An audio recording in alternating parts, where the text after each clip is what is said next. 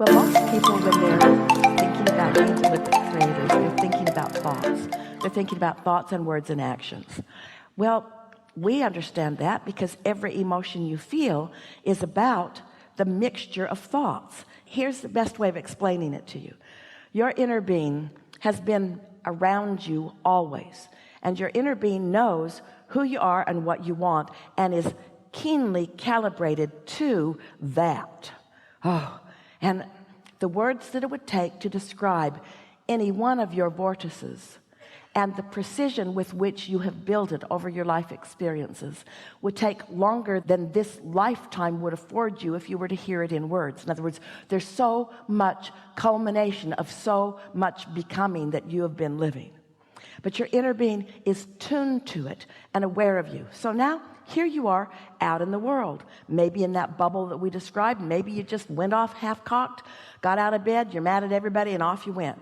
But anyway, you're out in the world. So your inner being is aware of where you are and every encounter you have. So you meet someone and you have a reaction to them because there's a mixture of what they've got going on vibrationally and what you've got going on vibrationally. So you have an experience. You might even say you're having an opinion of this exchange that you're having. In the same moment, your inner being is having an opinion.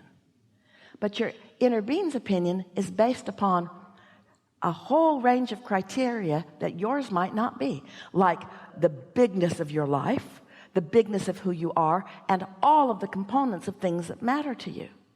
Not just prosperity and not just personal well-being, but upliftment, and on and on and on and on and on and on and on.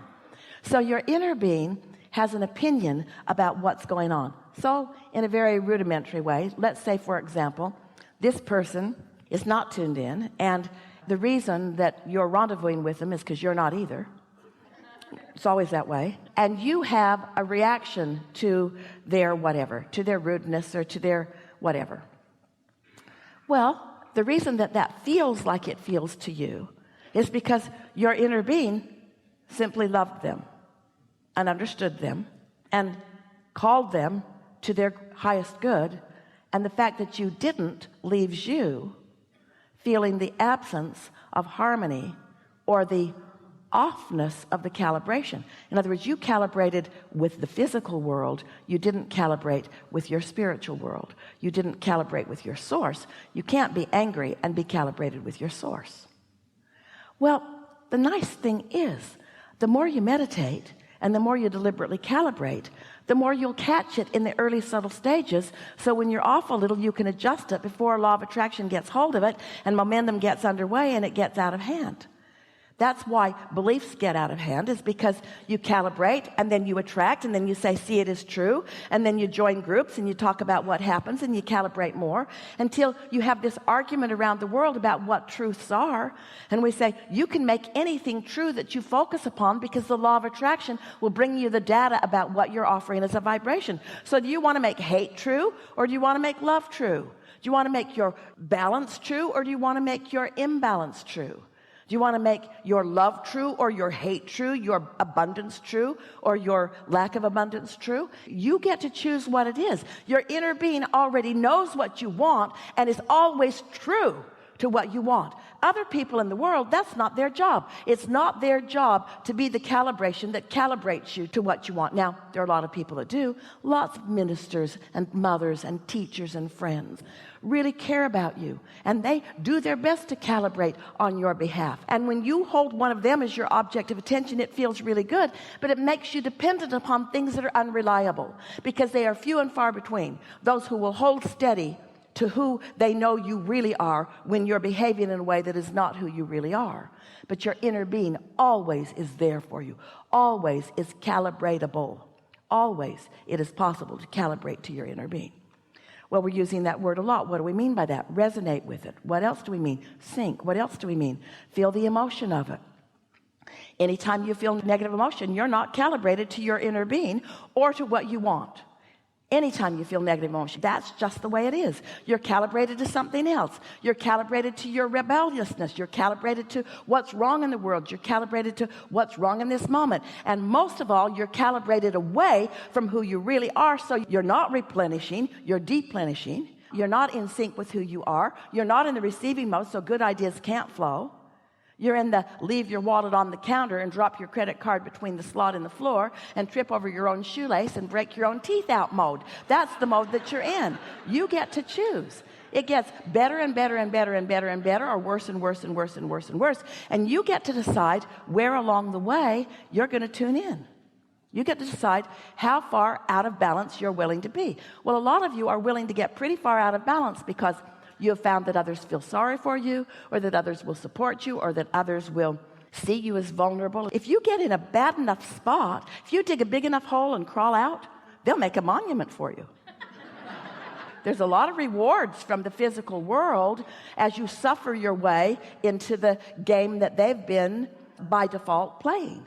Or you can decide, I'm an extension of source energy, and source is aware of me.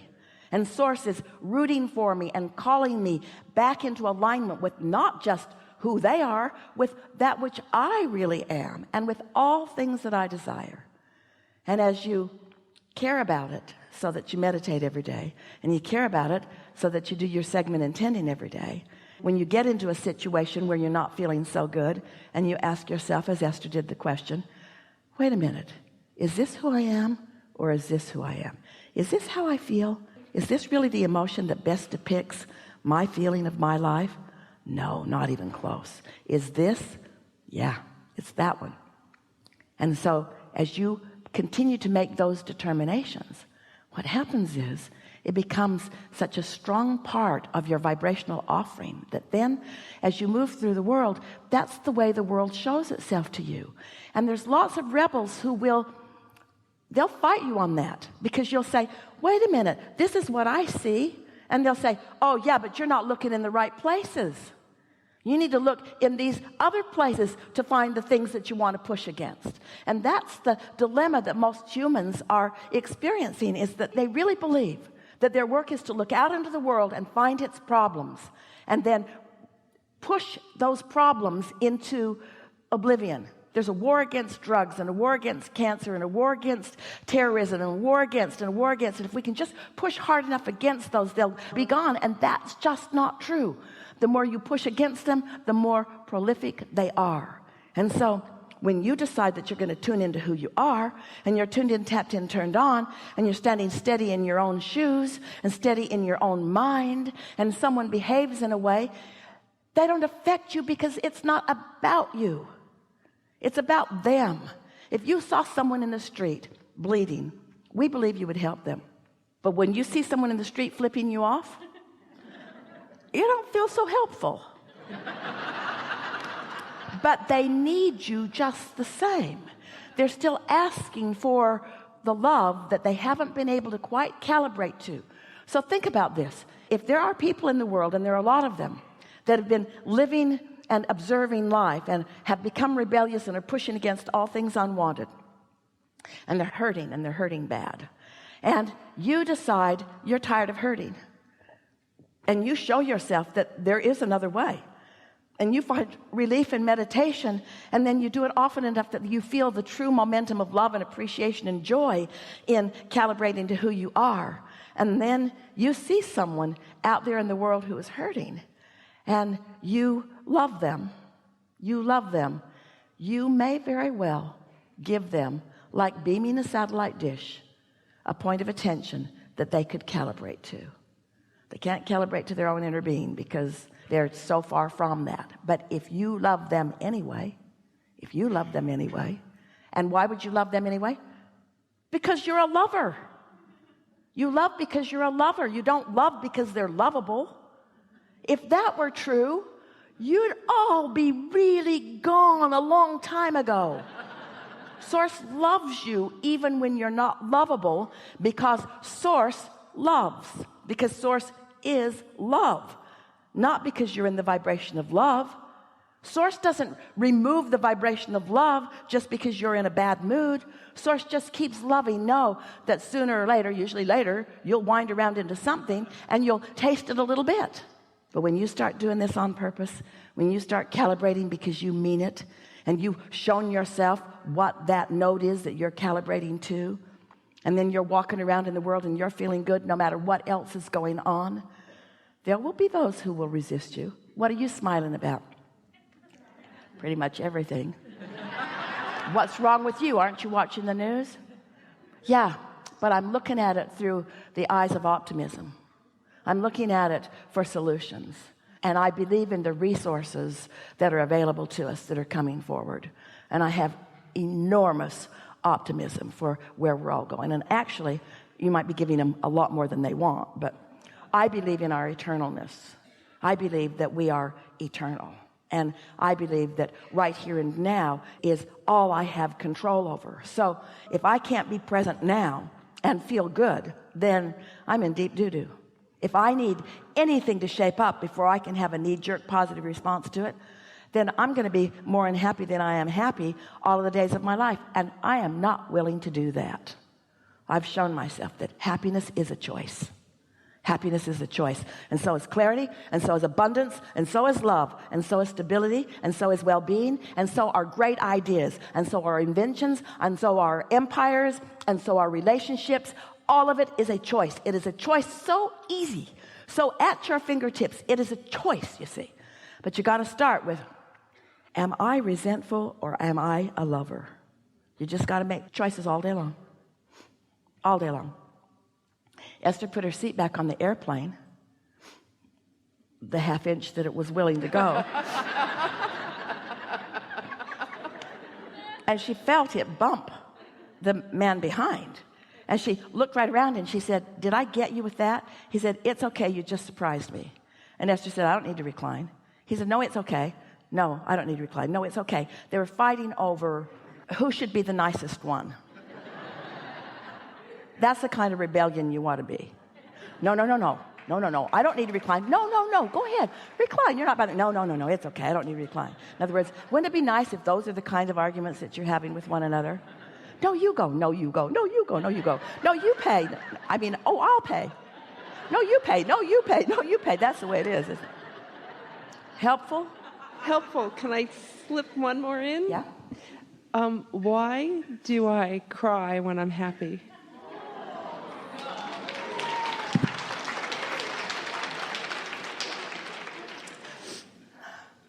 Prepare yourself. Okay. You're about to cry from sadness. No.